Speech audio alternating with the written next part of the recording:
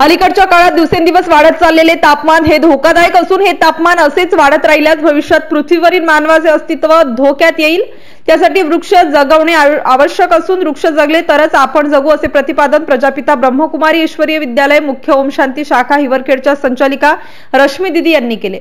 ओम शांती मुख्य शाखा हिवरखेड तर्फे 1 जून रोजी पालक दिनानिमित्त आयोजित केलेल्या प्राथमिक आरोग्य केंद्र व श्री गजानन महाराज मंदिर स्वस्तिक कॉलनी येथे आयोजित वृक्षारोपण कार्यक्रमात त्या बोलत होत्या।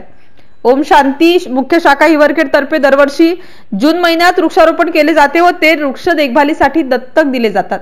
यावर्षी प्राथमिक आरोग्य केंद्रात डॉक्टर सुनील गवई यांच्या हस्ते वृक्षारोपण संपन्न झाले। यावेळी प्राध्यापक महेंद्र कराडे यांनी निसर्गाचा समतोल राखण्यासाठी वृक्ष लागवड व लावलेल्या वृक्षांचे संगोपन करणे काळाची गरज आहे असे प्रतिपादन केले।